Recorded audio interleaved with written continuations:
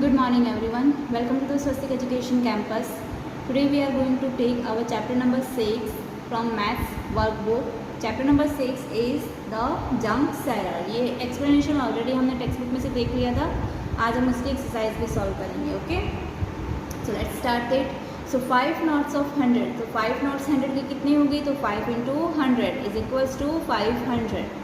12 knots of 5, so 12 into 5 that is equals to 60. 15 knots of 10 यानी कि 15 multiply by 10 that is equals to 150. 14 knots of 50, so 14 multiply rupees 50, so that is equals to 650. 4 knots of 500, so 4 into 500 that is equals to 2000. 8 knots of 20, so 8 into 20 160. 3 knots of 200, so 3 into 200 600. 25 knots of 2, so 25 into 2 50. 2 knots of 2000, so 2 into 2000 that is equals to 4000. 9 knots of 100, so 9 into 100 that is equals to 900. Okay, now the next question, answer the following question. Okay, so how many notes of rupees 50 make rupees 300? So 50 की notes कितनी होंगी जिससे 300 note बनेंगे, 300 rupees बनेंगे? So 300 that is divided by rupees 50. So 300 divided by 50, 0 0 cut. 5 के table में 30 कब आएगा? 5 6 30. So क्या आएगा? 6 नोट्स ऑफ 50. 50 की 6 नोट रहेगी तब जाके हमारे पैसे 300 के इक्वल होंगे. Second, how many notes of 20 make 180? 20 की कितनी नोट 180 रुपीज़ बनाएंगी? सो 180 को डिवाइड करेंगे 20 से, तो 0 0 कट. 2 के टेबल में 18 कब आएगा? 9 जा, तो 20 की 9 नोट्स 180 रुपीज़ बनाएंगी. Okay, next, how many notes of 500 makes 8000?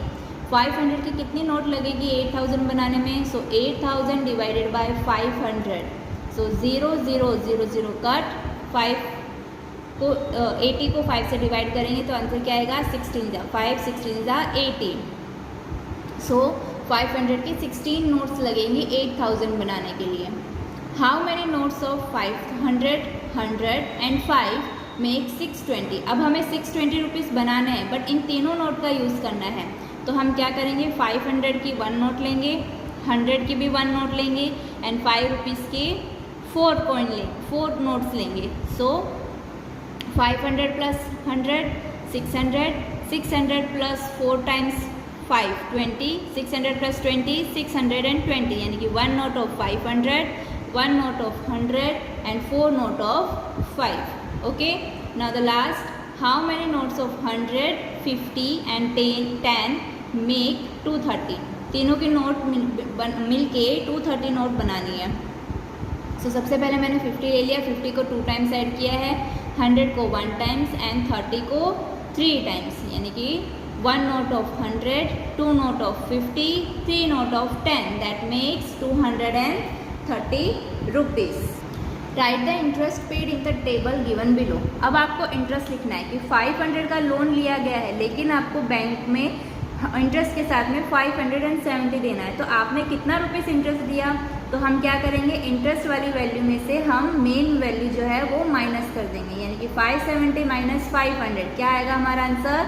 70. इसी तरीके से इंटरेस्ट की वैल्यू क्या है? 1015 रुपीज़ में से हम 956 माइनस करेंगे तो इंटरेस्ट की वैल्यू आएगी 59. इंटरेस्ट की वैल्यू है 852, जिसमें से हम मेन वैल्यू 723 माइनस करेंगे तो आंसर आएगा 129. नेक्स्ट है 1339, इंटरेस्ट की अमाउंट एंड अमाउंट है मेन 1232, जिसमें से माइनस करेंगे तो हमारा आंसर आएगा 107. नेक्स्ट 2246 इंटरेस्ट है एंड 2009 हमारा मेन अमाउंट है. तो इंटरेस्ट में से मेन अमाउंट माइनस किया तो हमारा आंसर आया 237. Okay, now the next, Harilal took a loan of 300 from a bank. He will deposit rupees 54 each month in the bank up to 6 months. Harilal ने 300 रुपये की लोन ली जिसको वो हर महीने 54 रुपीज़ देता है बैंक में। 6 महीने तक की उसने ऐसे पे किया। और बाबूलाल ने भी 300 रुपये की लोन ली और किसी मनी लेंडिंग से ली, जो पैसे उधार देता है ज़मींदार से, उनसे लिया। तो उन्होंने बाबूलाल ने 360 रुपये दिए टोटल, ठीक है, 6 महीने में। तो किसने पेमेंट ज़्यादा की और कितनी ज़्यादा की? तो सबसे पहले हम हरीलाल का काउंट करेंगे कि उसने 300 रुपये की बैंक में से लोन ली थी और उसने 54 रुपीज़ दिए ईच मंथ। सो 54 इंटू 6, सो हमारा आंसर आएगा 324। तो हरीलाल ने 324 रुपीज़ दिए 6 मंथ में, जबकि बाबूलाल ने किसी मनी लेंडर से लिए थे 300 रुपये। तो फिर उन्होंने डिपॉजिट किए 360 रुपये 6 मंथ में। तो किसने ज़्यादा किए, 324 या 360? तो बाबूलाल ने ज़्यादा रुपीज़ दिए, तो हियर बाबूलाल पे more money.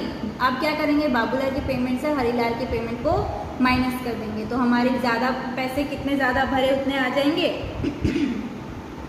360 minus 324 that is equals to 36। तो बाबूलाल पे ₹36 मोर।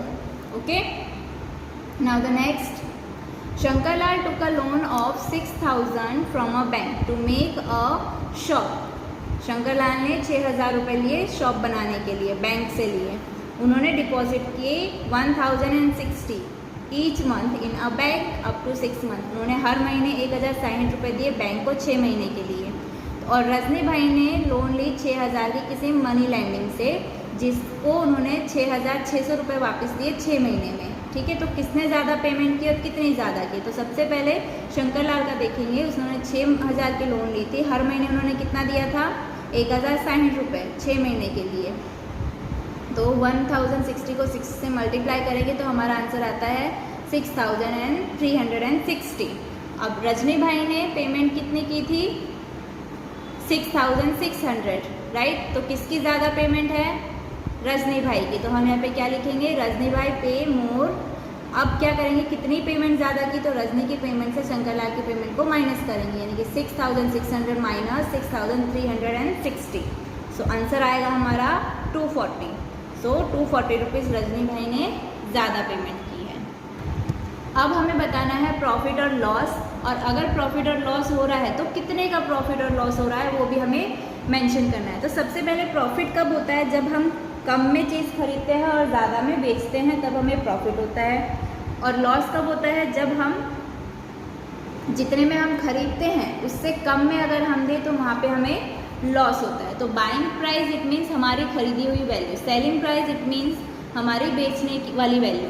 सो 10 पेंसिल्स को उन्होंने 35 में खरीदा था और 40 में बेचा, तो ज़्यादा हो रहा है ये यहाँ पे सेलिंग प्राइस, तो प्रॉफिट हो रहा है। तो कितने का प्रॉफिट हो रहा है, तो सेलिंग प्राइस में से बाइंग प्राइस माइनस कर देंगे। सो 40 minus 35 that gives 5। Okay, now 30 notebook 135 rupees में खरीदी थी एंड 165 रुपीज़ में बेची। तो क्या हुआ, ज़्यादा हो रहा है यहाँ पे, तो क्या हो रहा है यहाँ पे, प्रॉफिट। तो कितने का प्रॉफिट हो रहा है, तो 165 minus 135 that is equals to 30, यानी कि 30 रुपीज़ का यहाँ पे प्रॉफिट हो रहा है। नेक्स्ट, 5 कंपास बॉक्स उन्होंने 185 रुपीज़ में बाय किया था एंड 210 में उन्होंने सेल किया। तो क्या हो रहा है यहाँ पे, अगेन प्रॉफिट।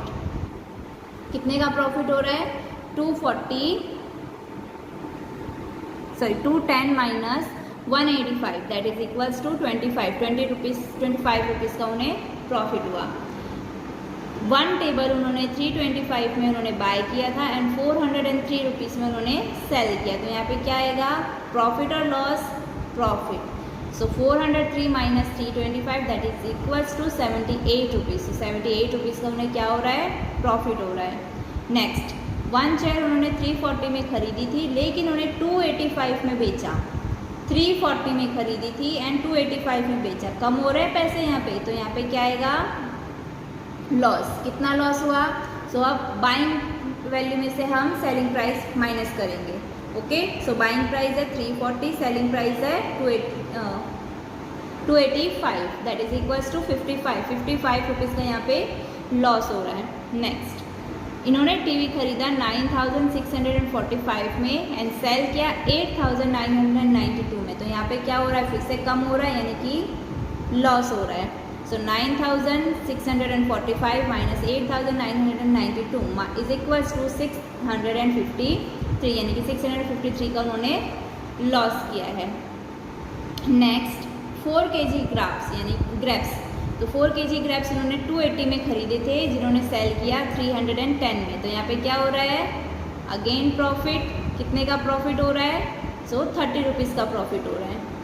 2 kg एप्पल्स उन्होंने 390 में खरीदे थे एंड 325 में उन्होंने बेच दिए। तो यहाँ पे क्या हो रहा है, 390 में खरीदे थे एंड 325 में, तो यानी कि यहाँ पे लॉस हो रहा है। ओके, कितने का लॉस हो रहा है, 65 रुपीज़ का। ओके, नाउ द नेक्स्ट 270 में उन्होंने स्वीट लाइम खरीदा था 3 kg और उन्होंने 246 में बेच दिया। तो 270 और 246 again loss, how much loss, 24 rupees. 2 school bags उन्होंने 786 में खरीदे थे एंड 894 में सेल किया। It means its profit, how much, 108। आज की वीडियो हम यहीं तक रखेंगे, बाकी हम नेक्स्ट वीडियो में देखेंगे। Okay, thank you.